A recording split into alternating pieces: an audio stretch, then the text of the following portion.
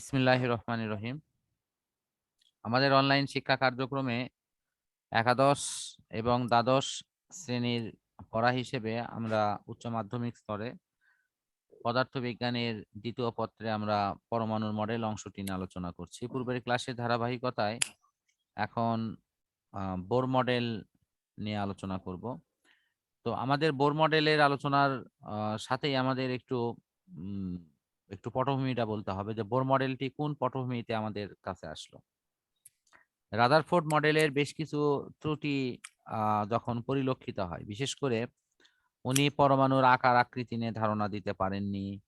উনি চারদিকে ঘূর্ণয়মান ইলেকট্রনগুলো শক্তি বিকিরণ করে কিনা সেটা নিয়ে ওনার ধারণাটা অস্পষ্ট। বিশেষ করে ম্যাক্সওয়েলের থিওরিটা প্রয়োগ করা হলে দেখা যায় পরমাণুটা অস্থিতিশীল হয়ে যায়, এমনকি পরমাণুর অস্তিত্বটা হারিয়ে ফেলে। তো এই যে মৌলিক যে অনেকগুলো ত্রুটি তার পরমাণু মডেলে থাকলো, এই ত্রুটিগুলো সমাধান কল্পে বিজ্ঞানী নিলস বোর উনি কিন্তু এই পরমাণু মডেলটা আমাদের কাছে উপস্থাপন করেন এবং তার মৌলিক স্বীকার্যগুলো মূলত ওই রাদারফোর্ড মডেলের সেই অস্পষ্ট দিকগুলোকে স্পষ্ট করে, অর্থাৎ রাদারফোর্ড মডেলের সমস্যাগুলোর সমাধান হিসেবে আমাদের কাছে বোর মডেলটি উপস্থাপিত হয়। সুতরাং পরীক্ষায় কিন্তু অনেক সময় প্রশ্ন এরকম আসে যে রাদারফোর্ড মডেলের ত্রুটিগুলো কিভাবে বোর মডেলে সমাধান হয়েছে। এটি কিন্তু আমাদের ওই যুক্তি তর্ক দিয়ে বোর মডেলটাকে উপস্থাপন করতে হয় রাদারফোর্ড মডেলের সমস্যার আঙ্গিকে। যেমন ফার্স্ট সমস্যায় কি বলা হয়েছে যে ঘূর্ণয়মান ইলেকট্রনগুলো কেমন কক্ষপথে আবর্তন করে, এটি রাদারফোর্ড মডেলে বলা হয়নি, বাট বোর মডেলে শুরুতেই কিন্তু এই ব্যাপারটা ক্লিয়ার করে দেওয়া হচ্ছে যে চারদিকে ঘূর্ণয়মান ইলেকট্রনগুলো কতগুলো সুনির্দিষ্ট বৃত্তাকার পথে এটি আবর্তন করে। তাহলে এখন প্রশ্ন হলো যে এই যে সুনির্দিষ্ট বৃত্তাকার পথে যেটি আবর্তন করে, সেই আবর্তন করার সময় তারা আবার আরেকটি শর্ত দিল যে কোনরূপ শক্তি গ্রহণ বর্জন শোষণ কিচ্ছু করে না। তো এরা একটা নির্দিষ্ট শক্তি ধারণ করে তারা কিন্তু এভাবে তারা আবর্তন করতে থাকে এবং সেখানে একটি মৌলিক ধারণা এই যে দূরের কক্ষপথের ইলেকট্রনের শক্তিটা বেশি থাকে আর কাছের শক্তি স্তরের ইলেকট্রন কাছের যে শক্তি স্তরের ইলেকট্রন তাতে তোমার শক্তি কম থাকে। এটা বোর মডেলের প্রথম স্বীকার্যের মৌলিক কথাগুলো। তাহলে আমরা রাদারফোর্ড মডেলের কিন্তু মৌলিক দুটি সমস্যা সমাধান এখানে পেয়ে যাচ্ছি। একটি হলো পরমাণুর আকার আকৃতি নিয়ে, আর একটি হলো তোমার ইলেকট্রন বিকিরণ শক্তি বিকিরণ করে কিনা বা করলেও কিভাবে করে। এই বিষয়গুলো নিয়ে এখানে ধারণাটি আছে। এখন এরপরে আমরা দেখব হলো যে বোর মডেলের দ্বিতীয় পর্যায়ে ইনি কি বলছেন। দ্বিতীয় পর্যায়ের ধারণাটি অনেকটা গাণিতিক। কিভাবে গাণিতিক একটু দেখো। চারদিকে ঘূর্ণয়মান ইলেকট্রনগুলো একটা নির্দিষ্ট কৌণিক ভরবেগ নিয়ে কিন্তু সেটি ঘোরে। সেটাকে উনি প্লাঙ্কের ধ্রুবকের সাথে কিন্তু সম্পর্ক যুক্ত করেন। তুমি যদি এখানে একটু খেয়াল করো তাহলেই দেখতে পাবা যে এর কৌণিক ভরবেগকে আমরা লিখে হলো mvr। এখানে একটু তোমাকে ব্যাখ্যা দিচ্ছি যে আমাদের নরমাল ভরবেগ হলো mv। তো যখনই আমি কৌণিক বলবো তখন রৈখিক ভরবেগের ভ্রামককে বলা হয় কৌণিক ভরবেগ। তুমি নিশ্চয়ই ফার্স্ট পেপারে বল অধ্যায়ে ভ্রামক অংশটি পড়েছো। ভ্রামকটি যদি তুমি ভুলে গিয়ে থাকো তাহলে তোমাকে একটু স্মরণ করে দিচ্ছি। ভ্রামকের বাংলা হলো ভ্রমণ করা। এটিকে আমরা যদি ওইভাবে বাংলা অর্থ হিসেবে ধরি তা না, কিন্তু এটি একটি প্রায়োগিক অর্থ, আবিধানিক অর্থ না। তো এই ভ্রমণ করাটা কি অর্থে? এটি একটা নির্দিষ্ট বিন্দু বা অক্ষকে কেন্দ্র করে তারা ঘুরবে, সেই অর্থে এটি বলা হচ্ছে ভ্রমণ করা। তাহলে তখন এই ভ্রামকের সংজ্ঞাটির সাথে এই রকম একটি বিষয় জড়িত থাকে যে ওই সংশ্লিষ্ট রাশিকে তার ঘূর্ণন ব্যাসার্ধ দ্বারা গুণ করলে আমরা কিন্তু তার ভ্রামকটি পেয়ে যাই। তো সেটি হতে পারে বলের ভ্রামক, এখানে হয়েছে ভরবেগের ভ্রামক। বলের ভ্রামকের নাম তুমি পড়েছো, মনে পড়ে কি? টর্ক। মেবি এই পড়াগুলো কিছু কিছু তুমি ভুলে গেছো হয়তো জি স্যার, প্রয়োজনে। পড়েছি, মনে আছে স্যার টর্কের কথা হ্যাঁ হ্যাঁ। বিষয়টা। শোনো, আমি তোমাকে আরেকটা ইয়ে ইয়ে করি, সেটা হলো যে এই যে আহ অতিরিক্ত সময়ে তুমি একটা কাজ কিন্তু করতেই পারো। যেমন হয়তো ধরো সামনে হয়তো একদিন সময় বের করলে যে আমার রবি মঙ্গল বৃহস্পতিবারের বাহিরেও আমি হয়তো অমুক দিন পড়বো, আমি দিনটা তুমি তুমি ঠিক করো, তো সেই দিন তুমি পুরোনো অধ্যায়গুলো কিন্তু রিভিশন করে নিতে পারো। রিভিশন করতে কিন্তু খুব বেশি সময় লাগবে না। বড় অধ্যায় হলে 2 দিন, ছোট অধ্যায় হলে ইনশাল্লাহ একদিনে আমি রিভিশন করে দিতে পারবো। রিভিশন করে নিলে সুবিধা হবে কি, তোমার ওই অধ্যায়ের উপরে মানে পরীক্ষামূলক যে প্রস্তুতি, সেই প্রস্তুতি নেওয়াটা অনেক সহজ হয়ে যাবে। তো সেটা তোমাকে আরো নতুন ভাবে মানসিক ভাবে ইয়েও করবে, কারণ অনেকদিন আগের পড়া ম্যাক্সিমামই তুমি হয়তো ভুলে গেছো। তো এটা একটু মাথায় নিও। তো এখন দেখো ঠিক আছে স্যার। এই যে এমভিআর, আমি যেটা বললাম যে এই ভরবেগটা হলো এমভি, আর সেখান থেকে তুমি যদি ব্যাসার্ধ দ্বারা গুণ করো তাহলে সেটি হয় এমভিআর। এটা প্লাঙ্কের ধ্রুবকের সাথে রিলেটেড করে দেওয়া হয়েছে, যে প্লাঙ্কের ধ্রুবক এইচ, এটার সাথে এই ধ্রুবকটাকে রিলেটেড করে দিয়ে আমরা এই সমীকরণটা নিয়ে নিচ্ছি। তাহলে এই দ্বিতীয় অংশটি সম্পূর্ণরূপে এই প্লাঙ্কের ধ্রুবকের সাথে সম্পর্ক করে আমাদের এই কৌণিক ভরবেগটা দেখানো হয়েছে, যে কৌণিক ভরবেগের মানটা এই প্লাঙ্কের ধ্রুবকের সাথে একটা পূর্ণ গুণিতক আকারে থাকবে। আমাদের এই দ্বিতীয় স্বীকার্যটি মোটামুটি শেষ। এখন আমরা দেখব হলো তৃতীয় স্বীকার্য। তৃতীয় স্বীকার্য প্রথম স্বীকার্যেরই একটি সাপ্লিমেন্ট অংশ। প্রথম স্বীকার্যে একটি লাইন তোমার নিশ্চয়ই মনে মনে পড়বে, সেটি আছে হলো যে চারদিকে ঘূর্ণয়মান ইলেকট্রনগুলো কোনো শক্তি গ্রহণ বা বিকিরণ করবে না। কিন্তু কি এটি কি একেবারেই করবে না? না, অবশ্যই করবে। এটি অবশ্যই করবে। কখন করবে, কিভাবে করবে? এটি করবে ওইভাবেই যে যখন ঘূর্ণয়মান ইলেকট্রনগুলো, চারদিকে ঘূর্ণয়মান ইলেকট্রনগুলো যখন মনে করবে যে তারা এক এক কক্ষপথ থেকে অন্য কক্ষপথে যাওয়া দরকার। যেমন দেখো এখানে আমি যে ইলেকট্রনটি দেখাচ্ছি, এটি কিন্তু ভেতরের কক্ষপথ থেকে বাহিরের কক্ষপথে গেছে। এখন রুলসে লেখা আছে যে ভেতরের কক্ষপথের শক্তি কম আর বাহিরের কক্ষপথের শক্তি বেশি। তাহলে ভেতরের কক্ষপথের ইলেকট্রন বাহিরে গেলে তার কি বাড়তি শক্তি তখন লাগবে না?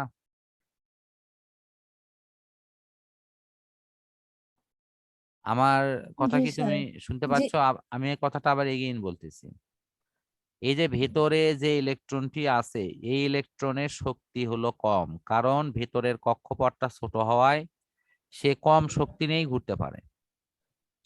সে যদি বাহিরে চলে আসে তাহলে তার শক্তিটা তখন বেশি লাগবে। তাহলে ভেতরের জি কক্ষপথের স্যার। ইলেকট্রন বাহিরে আসলে শক্তি শোষণ করবে না বিকিরণ করবে?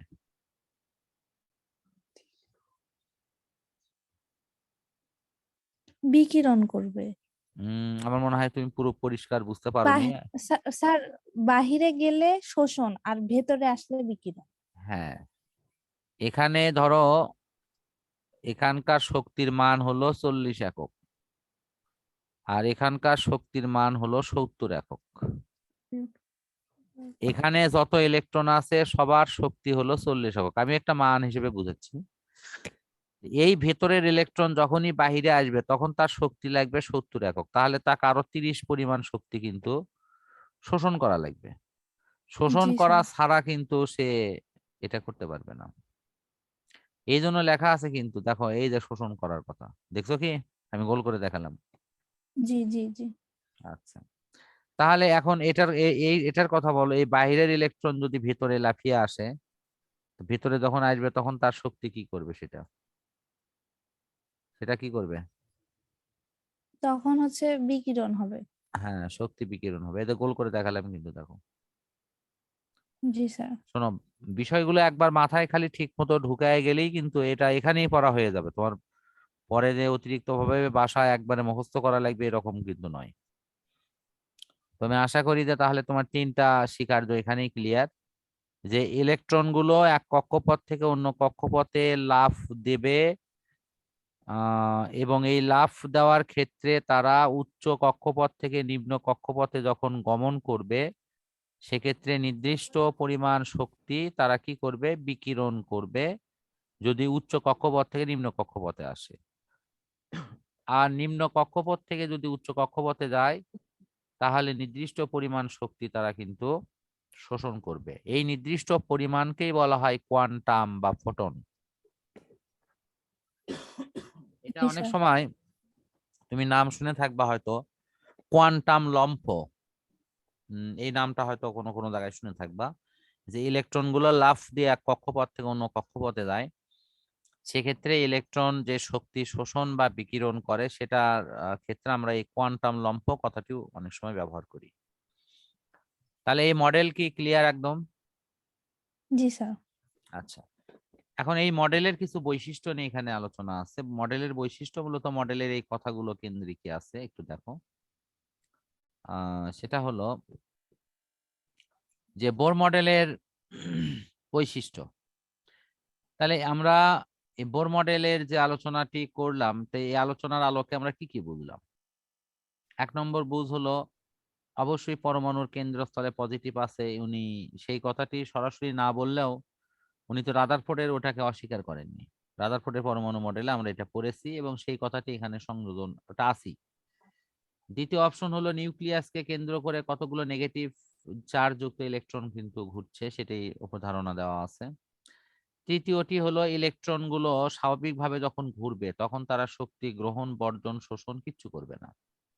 বাট যারা যখন উচ্চ কক্ষপথ থেকে নিম্ন কক্ষপথে লাফ দিবে অথবা নিম্ন থেকে উচ্চ কক্ষপথে আসবে, সেক্ষেত্রে তারা শক্তির কিন্তু শোষণ বা বিকিরণ ঘটবে, কিন্তু এটি নিরবিচ্ছিন্ন না। এটাকে বলা হয়েছে বিচ্ছিন্ন। এই বিচ্ছিন্ন কথাটির একটা মানে আছে কিন্তু। এই লাইনটা, এই যে নিরবিচ্ছিন্ন আর বিচ্ছিন্ন, এটা কি অ্যাকচুয়ালি খুব ভালো বোঝো এটা, যে শক্তি স্যার নিরবিচ্ছিন্ন মানে মানে এখানে হচ্ছে কোনো বিচ্ছেদ ঘটবে না, একাধারে চলতেই থাকবে চলতেই চলতেই থাকবে। থাকবে। আমি একটু দেখাই তোমাকে। ধরো উপরে একটা পাত্র আছে, আমি এখানে একটা পাত্র, আমি জানি না ও পাত্রটা ওইভাবে আমি দেখাতে হয়তো পারবো না, ওর বাঁকা করিচ্ছি না, বা খালি পাত্র হিসেবে দেখাচ্ছি। সেখানে তোমার পানি আছে, এই পানি আছে।